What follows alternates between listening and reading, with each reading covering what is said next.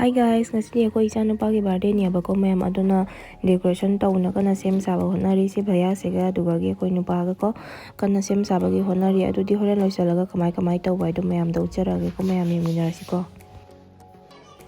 Hojik loisanna loina birthday tawfamdo laiyebako ma'am mi amani budi laknare ado mi lakadaba khara watlebako angangsing tawise yong sanari se langi ma'am se mi laknaba honare dugagi singasagi decoration tawbodudi ma'am phajabra haibirako adudi makha taba sum yeminarasi ko ma'am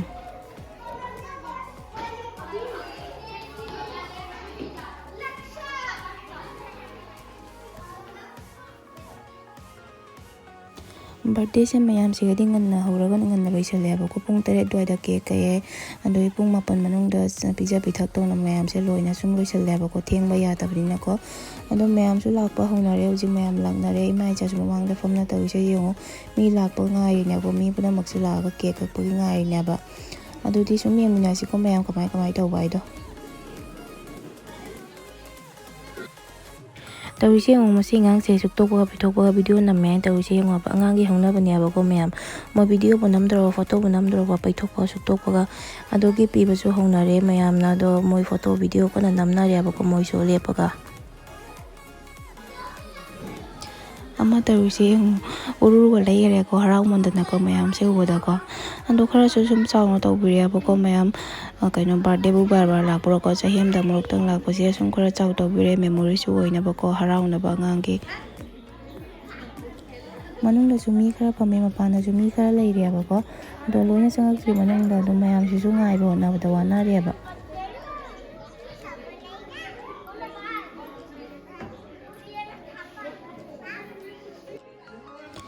cake kakpagi tawre ba hoji mayam cake kaktore aduna tupi thirisi yong pai tupi je mamangda leise udrise yong ama sina cake kaktore na harau ba makok siga upsai jate ba ko tupi se sung upsai jate manga samje nai upsai jate ba angang ko na ba se mayam phajina diwai ko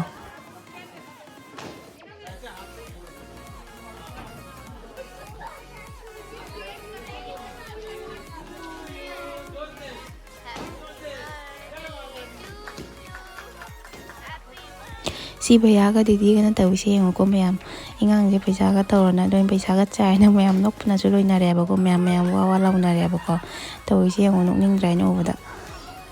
nokna banya tawine abako moi je ma'am ama didi se hoji bok thaba loidi tawise yong is patin thaga muk thari tawise yong boda ide si no boda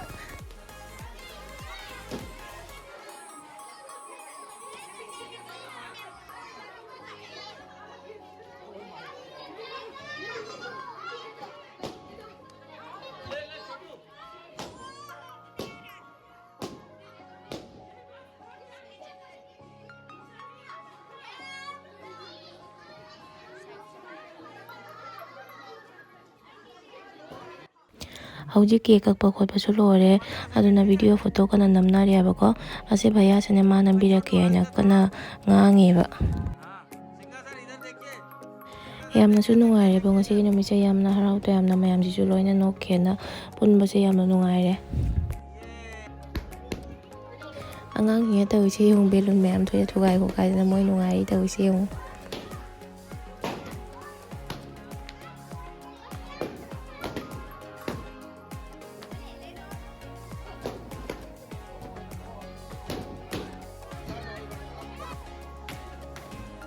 Ako sa ina kana video nambiri mayam se puna lefa laga amda video nambiri ana mana kana nambiri